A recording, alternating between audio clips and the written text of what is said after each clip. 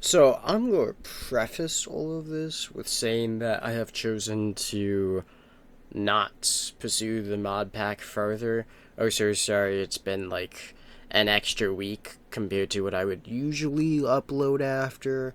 But I got sick, and to be honest, I didn't really feel like playing the mod pack that much because I was sick, and the mod pack is kind of grindy and boring, if I'm not going to lie to you. Um, anyways, so right now I'm just going to kind of recap what we did in the last episode towards the end. We looted a bunch of stuff from the Nether, so we grabbed a bunch of spawners and such. After we made the pylon, and now we have creative flight and a bunch of other effects that we got from the pickled tweaks emerald apples, which pretty much gives us everything besides the absorption, because the absorption doesn't refresh. But it does mean if we do eat an emerald apple, we will keep the absorption forever until it eventually gets worn down by actually taking damage. But otherwise, it doesn't. We also got the AE system up, and I can't fully remember what else we did, but those are like the big things, the big three things that we did in the last episode. Anyways, carrying on to other stuff. No, I'm really good speedrun through everything else. We made the elite crafting table. We actually end up making vibranium, which I'll just skip ahead to. Well, I'm not going to like fully skip ahead to it, but I'm going to say that basically we wanted nether stars to be able to make the crystalline ingots. So I was trying to figure out a way to get a bunch of nether stars, and the only realistic way I found was mystical agriculture. Everything else was way more difficult and way more complicated than it had to be. And because we have this crazy thing called whatchamacallit, the botsini pots, we don't actually need the nether star cruxes to be able to grow them, which is really nice, but it does mean we still need insanium to be able to grow them. So, I mean, it's kind of a give and take on that. But since the cruxes require, I believe, 2 insanium versus the dirt that just requires 1 insanium, you save on it regardless. Um, so yeah, that was just the easiest way to get them. So that's the method we decided to go with. Now, because you actually do need nether stars to be able to make, the nether star seeds, and also you need the nether stars in general. We went ahead and went around and got a bunch of wither scores and also 2 spawn eggs while we were out and about, just killing a bunch of wither skeletons. So now we can actually make a wither skeleton spawner, which is what we did. This.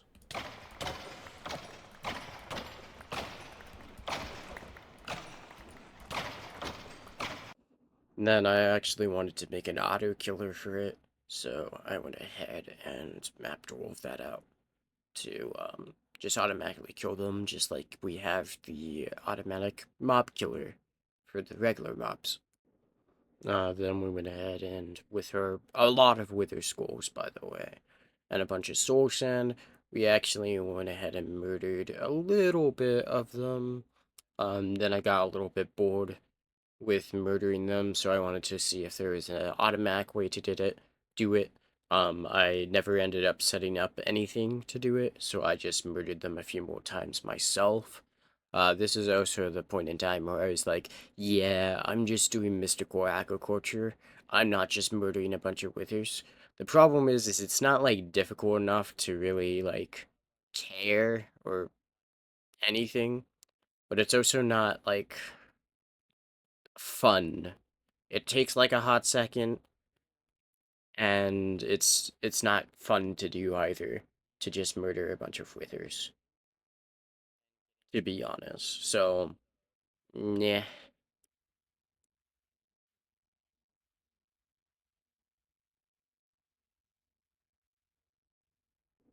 Now, because of the way that the seeds work in the bonsai pot, where you get 100% guaranteed of the seed every single time it grows, we actually only need one nether star seed, so that's what we needed to make, and then just duplicate it inside the botany pot. I did AFK, got all of the seeds to, make more seeds and stuff.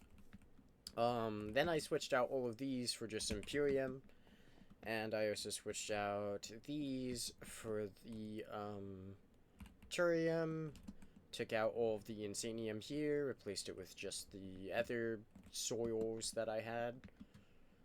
So that way I could make this thing, which allows us to have a bunch of these, which is really good, because not only do we not need to make the nether seed crux stuff, which is just annoying more than anything else, but on top of that, we could have it en masse, as you can see. The only downside is we need Insanium farmland for this. And the other downside is to get the most out of this, because what it does is it gives you one seed plus one essence every single time. So one seed, one essence every single time, right? With a 10% chance of fertilizer. So you need to break down the seeds into essence for you to get the most out of this, which does mean it gives you 3 essence worth of material, because the seed is 2, gives you 1 essence, 3 essence every 1 minute and 30 seconds, roughly. Then we finally gathered up the materials to make some vibranium by putting it into the elite crafting table. Now you have to make the crystalline ingots first, which is what we did. We made 4 stacks of it. To be able to make vibranium inside of the ender crafter, which also requires a bunch of the crystal shards, which is some of the things that we got last time by doing gears. So now we just wait for it to fully craft up. You can have it in a 7x7 area around the end crafter, the end alternators, to make it go faster. Because I was bored, I went ahead and did that. Now we fully set it all up, so that way it would work even faster. And then on top of that, we even gave it some time in a bottle to make it go even faster. So that way I wouldn't have to wait 5 billion years for this thing to finish. Now, sadly, we actually need soul lava to be able to progress. Soul lava is gotten by getting the tendril off of the warden, and is just kind of more of an annoying process than it is a difficult one. So we went ahead and just sat around. We killed like 10 wardens or something. I don't know why it takes forever to spawn them, and it takes forever to kill them, but honestly, these things are even worse than just killing a bunch of withers. It's really not that fun. Okay, so as far as I gathered, maybe all of the Modium armor that I have on, its effect is, I can't get negative effects. Because not only do I not get the wither effect from the wither, but I also don't get the darkness effect. So anyways, we went ahead and put infinity on the bow. Okay, so we made everything vibranium. We have the extra vibranium right here. Everything has protection 6 on it. The vibranium sword does base 36 damage. So now we're going to actually go kill some more wardens.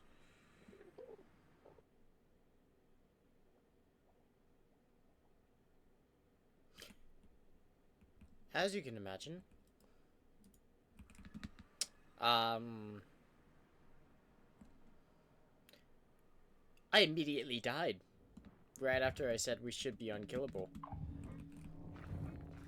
Pretty funny, eh? It was on 9 HP. That's pretty cool. I kind of like how that music just sounds. What was that music disc? It's our listening road disc. Ooh. Ooh, is that copyrighted? Okay, we are back with our adventure of killing a bunch of wardens. We killed 30. Honestly, low-key, it was boring as heck. So I'm going to find a different way. Eventually, we got around to breaking these, is what my original thing was to begin with. And the reason why we have the hazmat suit on is because those had plutonium and nuclear waste inside of them. And as you can see, the nuclear waste does go for a little bit of time, even beyond my base. It actually cleared up kind of quickly compared to what I thought it was going to take. It cleared up after like about an hour of gameplay or something. So that's pretty cool that it didn't take like 5 years for that thing to go away.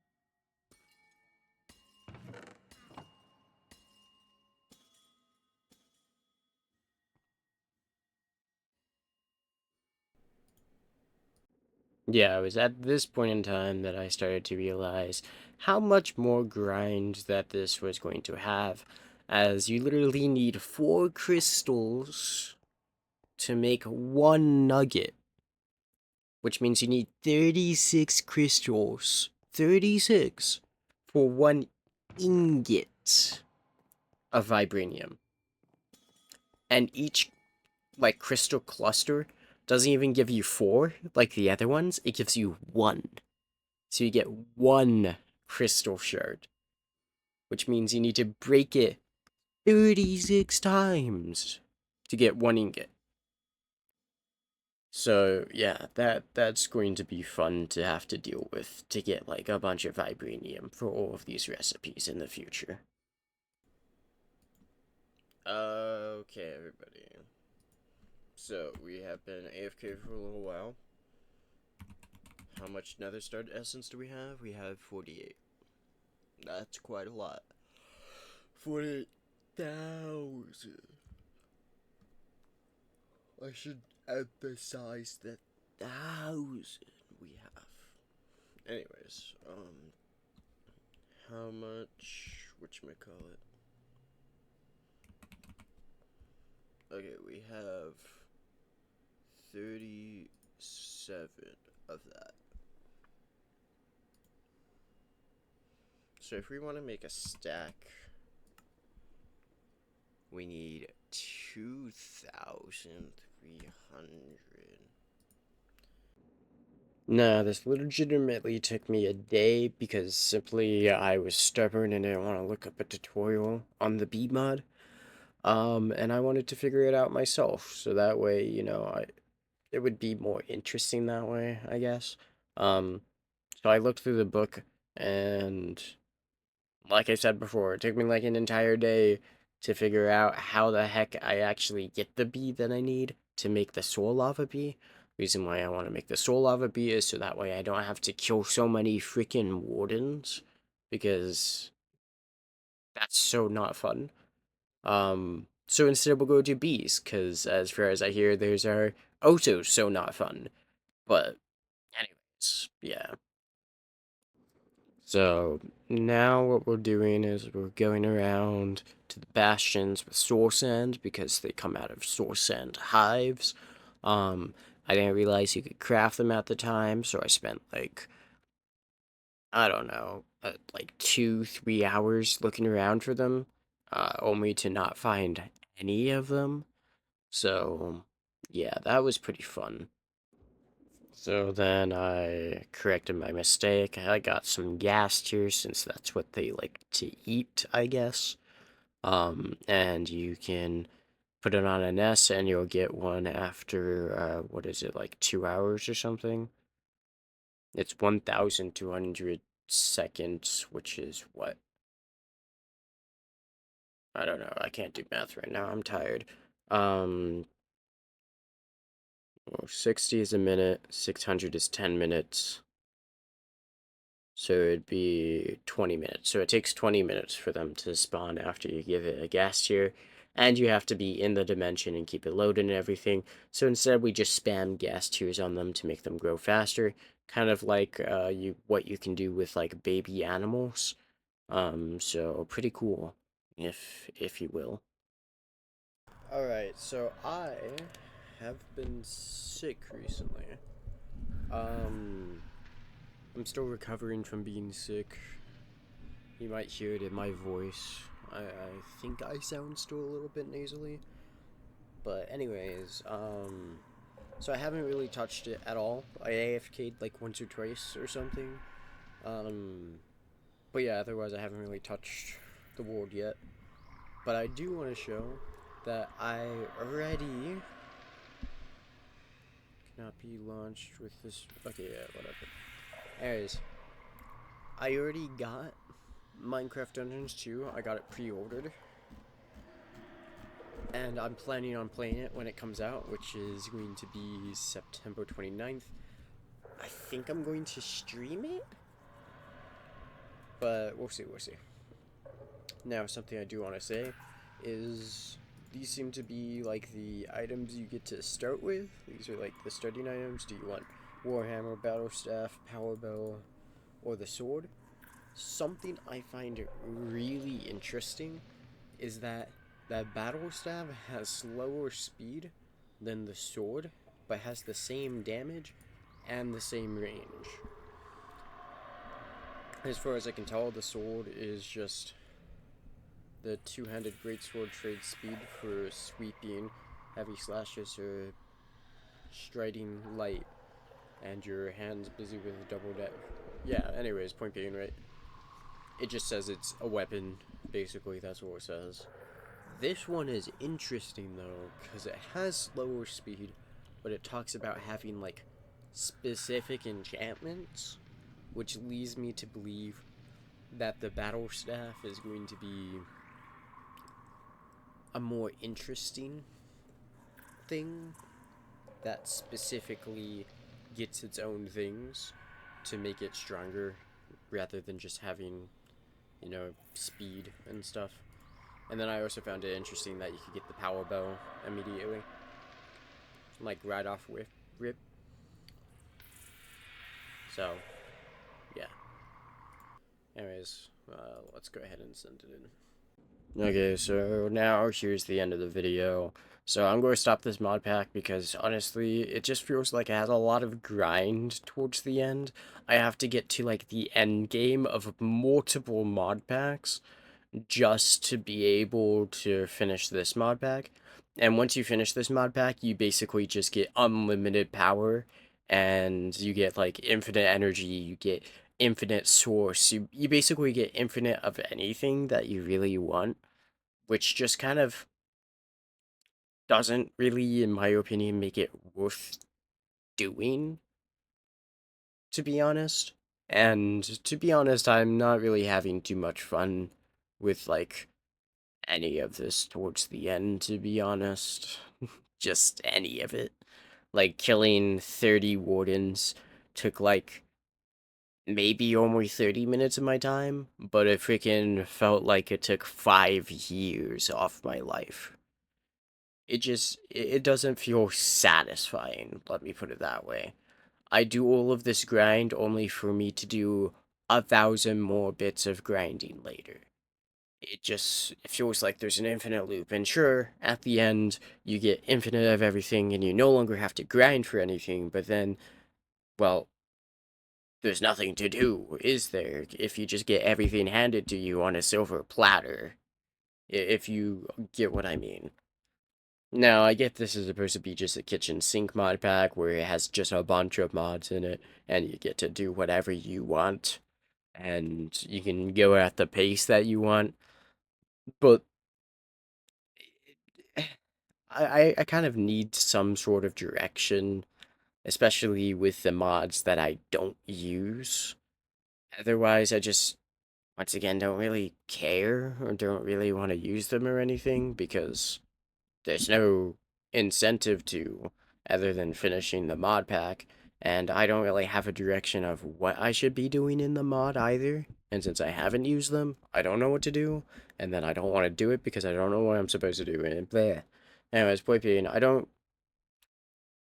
guess this comes to also my like final little opinion of this. If this is going to be the last episode, I might revisit it at some point in time and actually finish it. But for right now, what I'm going to say is the fact that it really lacks direction, and that's something that I didn't think was going to affect it nearly as much as it ended up doing. But once I finished with like mechanism and stuff, the fact that the mod pack itself didn't have direction, and once I finished my own direction of doing the mods I knew, I was just kind of left wondering, well, what the heck?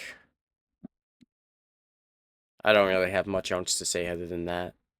But I hope you guys enjoyed watching. If you guys want me to continue, maybe comment down below. Once again, I might revisit it later, and have a good day, you all.